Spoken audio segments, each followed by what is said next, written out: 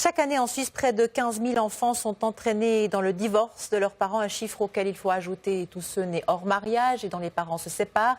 Avec l'entrée en vigueur de l'autorité parentale conjointe en juillet dernier, le père et la mère portent la même responsabilité vis-à-vis de leur enfant, ce qui pose plus que jamais la question comment rester des parents ensemble malgré la séparation. Et c'est à cette question que vous allez tenter de répondre aujourd'hui avec votre invitée Fanny Moy. Oui, tenter Agnès, parce qu'il n'existe ni recette magique ni mode d'emploi, mais il y a quand même des outils pour aider les parents séparés à mieux communiquer.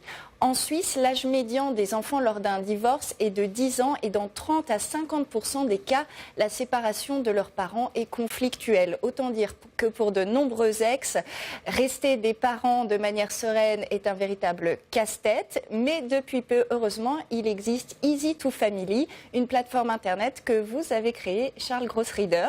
Et justement, ce site, vous l'avez créé parce que vous-même, vous l'avez vécu, ce casse-tête. Oui, j'avais besoin justement dans mon quotidien d'avoir une gestion avec mon ex-conjointe et j'ai décidé de créer ce site internet pour non seulement m'aider, mais aider aussi les autres gens à s'organiser, que ce soit dans le système de calendrier, toutes les informations communes des enfants, les vacances et que ce soit vraiment organisationnel pour les enfants dans la vie du quotidien. Mais qu'on comprenne bien, qu'est-ce qui pose problème justement pour se parler avec son ex-conjoint de ses enfants ? En fait, quand vous êtes séparés, divorcés, l'espace-temps change. Vous n'avez plus votre conjointe à côté de vous pour lui dire « mais tu n'oublieras pas d'aller chercher telle ou telle chose ». Donc en fait, c'est beaucoup plus facile à travers Internet d'avoir un outil qui apaise les tensions et qui puisse justement aider à organiser le quotidien des enfants. Alors pour comprendre concrètement comment Easy2Family fonctionne, nous sommes allés voir les parents de Brandon et Devron qui sont divorcés depuis 3 ans. On regarde. Depuis le divorce de leurs parents, Brandon et Devron vivent une semaine chez leur père et une semaine chez leur mère. Et au niveau de l'emploi du temps familial, c'est parfois un peu compliqué à gérer. On a rendez-vous avec la maîtresse le 13 pour mon fils Brandon, donc le rendez-vous est mis. Il y a l'anniversaire d'un ami de Brandon qui est là. C'est justement pour centraliser toutes les informations concernant les enfants et les partager avec son ex-femme que Lionel Rossini s'est inscrit sur le site Easy2Family. Un outil de communication très pratique, surtout quand on ne se parle plus. Avec mon ex-femme, on ne se parle pas beaucoup verbalement. Donc on communiquait beaucoup par SMS et puis par WhatsApp et tout ça. Mais c'était un peu fourbi parce que l'information se trouvait de manière un peu fractionnée. Tandis que là, maintenant, l'information, elle est là, elle est en bloc sur une plateforme facile à utiliser. Tellement facile que les différents rendez-vous sont accessibles en quelques clics. Aujourd'hui, j'ai mis qu'il y a un rendez-vous pour mon fils Devron avec son dermatologue. À quelques kilomètres de là, la maman de Devron et Brandon a accès aux informations que leur papa vient d'ajouter. Elle aussi vient de publier une photo sur le site, pas de leur enfant, mais de leurs chaussures. Pour montrer au papa que les chaussures étaient cassées et que j'allais les jeter. Parce que des fois, ils demandent où ils sont les chaussures. On peut partager dans ce site toutes les informations concernant nos enfants. Et puis, comme ça nous évite les engueulades, les discussions. Ça épaisse les tensions, quoi.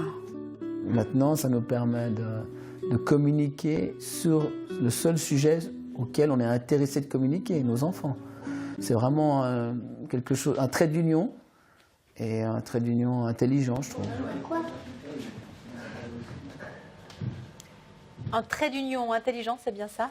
Je pense que justement l'importance, c'est que dans les couples qui sont séparés et divorcés, ils ont tendance à, si vous me permettez l'expression, se prendre la tête, d'avoir des problèmes entre eux. Et le côté relationnel fait qu'aujourd'hui, si on crée cette plateforme, c'est justement d'avoir un endroit neutre pour que... Éviter que ça devienne un enjeu dans le fond. Exactement, oui, tout à fait. Alors c'est très pratique, on l'a vu utiliser, il y a différentes rubriques et notamment une rubrique finance. Est-ce que aussi c'est pour apaiser les tensions qui sont générées sur cette question de l'argent ? Malheureusement, oui. On sait que l'argent est un sujet qui est difficile entre couples. Et l'idée, c'est vraiment de centraliser dans un endroit sécurisé tout ce qui est au niveau des dépenses communes.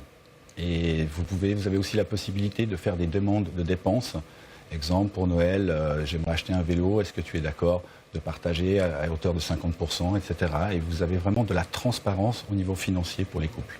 Alors, transparence financière, est-ce que c'est payant votre site?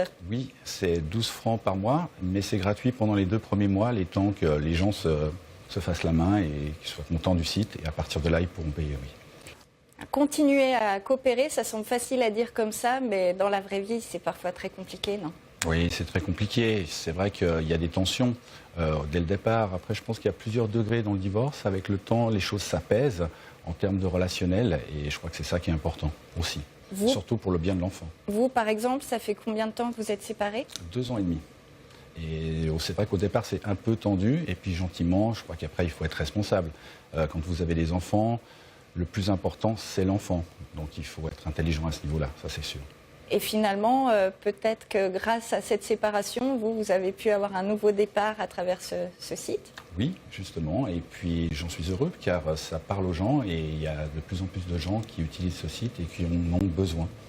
Donc les prochaines étapes pour le développement, il y a d'autres langues qui vont intervenir? Oui, en fait, il est en français et à partir du début de l'année prochaine, on va partir sur la partie alémanique, et puis après en anglais et en italien.